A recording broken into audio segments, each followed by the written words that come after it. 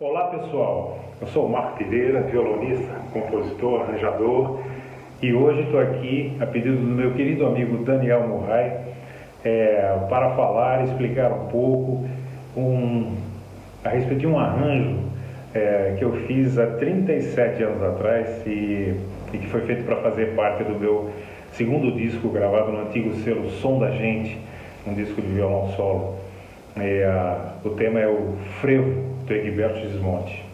Foi um desafio muito grande na época, me lembro, para trazer para o violão, né, uma linguagem pianística muito densa, que é uma característica do Egberto Gismonti, e de certa forma também aos poucos ir entendendo as características desse tema, né, e inclusive até uma certa contradição que existe dentro dele com relação ao seu próprio título, né. Uma coisa curiosa desse tema é que ele não usa a figuração melódica, rítmico-melódica, que é tão tradicional do frevo. Então, me lembro que tive dificuldade a primeira vez que toquei com baixo bateria, de reproduzir, né? Frevo e tal. Então, qualquer ritmista, percussionista vai buscar ou já parte daquela ideia, né, pré-concebida do frevo, que é o e essa condução não funciona muito para esse tema do Gismonti, não é? Então o que funciona melhor, na verdade, evidentemente isso é a minha opinião, né, e a maneira como eu me senti melhor tocando esse tema, tratar como se ele fosse um galope. A levada do galope ela tem uma coisa interessante, que é especialmente o movimento do zabumba, que acontece nas duas colcheias da segunda parte do compasso. Então, é o compasso 2/4, 1, 2, 1, 2, 1, tum, tum, tum, tum, tum, tum. Esse movimento do zabumba misturado com uma condução do pandeiro, que é sempre tiquidim, tiquidim, tiquidim, tiquidim, tiquidim. Essa combinação funciona muito bem com a rítmica da melodia do frevo, né? Porque é engraçado porque a melodia caminha muito nas semicolcheias, né? Tá, tá, tá, tá, tá, tá, tá, tá, tá, tá, a segunda tá, tá, tá, tá, tá, tá, tita, tita, tita, tita, tá. E tem nenhum momento você tem que são os movimentos rítmicos das melodias de frevo mais tradicionais, né? Então é interessante.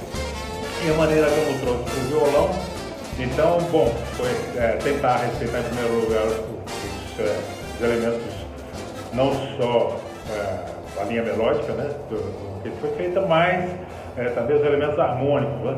E às vezes fica difícil trazer para o violão certos acordes feitos no piano.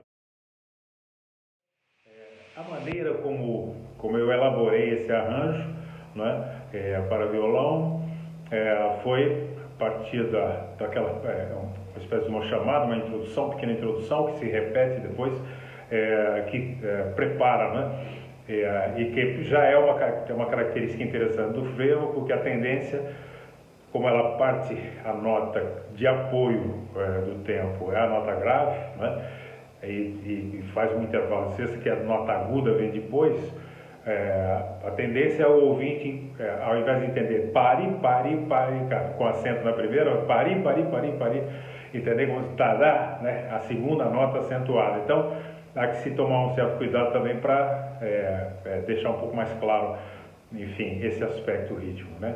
Então, eu faço essa introdução e depois faço a apresentação do tema, como vocês podem ver agora a seguir.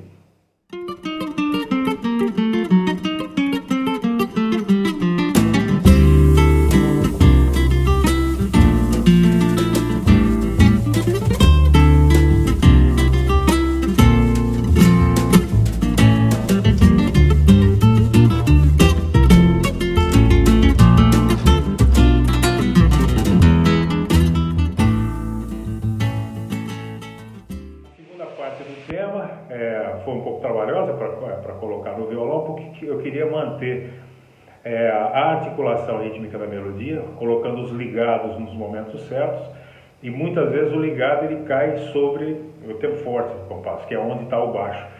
Então existe uma certa dificuldade técnica, que é você fazer o ligado e tocar o baixo, né? Na nota ali, em cima da nota ligada, né?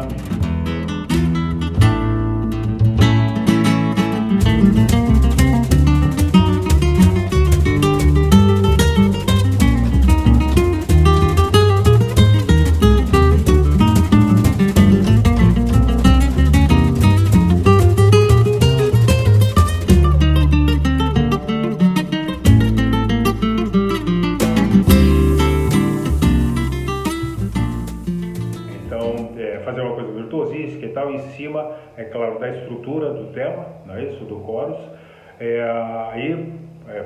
como parte do arranjo mesmo, uma coisa mais densa e tal, mas buscando um pouco essa, digamos assim, esse aspecto, não é? Essa característica própria da linguagem do jazz.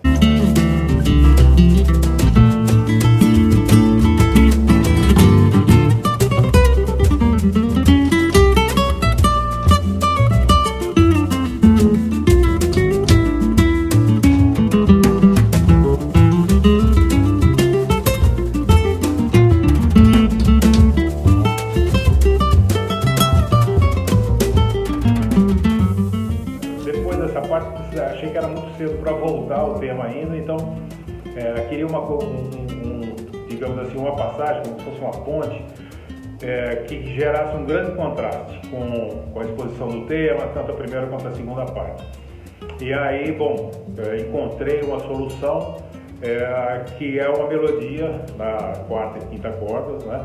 Melodia mais no grave do violão, melodia muito lírica e tal, e até a primeira gravação que eu fiz desse tema eu cantava junto, até fui curioso porque usei muito reverb e tal, e eu me lembro que o Egberto gostou especialmente dessa ponte, dessa variação, e ele me escreveu depois perguntando que sintetizador eu tinha usado, né? Ele na época mexia muito com teclados complexos e tal, e achou interessante, mas na verdade era a minha própria voz, só que trabalhar em estúdio com muito reverb e tal. É uma melodia muito lírica que contrasta, né? E, de certa maneira, dá uma relaxada na parte central do arranjo, né? E prepara uma volta, inclusive, calma, né? A volta ao tema, vocês vão ver na sequência, ele vem um pouco mais desdobrado, vem um pouco mais calmo e retoma, então, o tempo primo na segunda parte.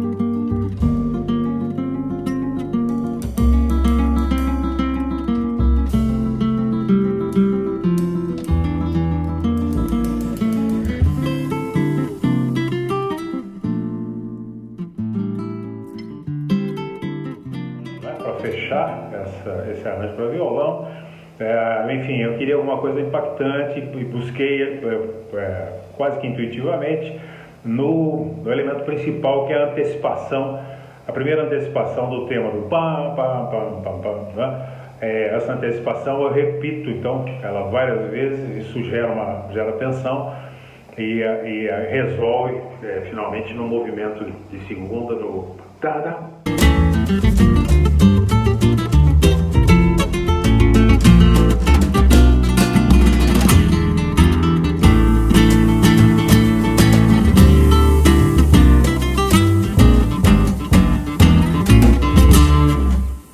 Então, bom, eu espero que tenha sido útil, que o meu querido amigo Daniel Murray tenha gostado e sirva aí um pouco para ilustrar, né, esses workshops e esse lindo trabalho que ele fez que realmente já foi uma coisa muito mais evoluída, muito mais avançada, esse trabalho que ele fez sobre o nosso grande Egberto Gismonti. Um abraço a todos.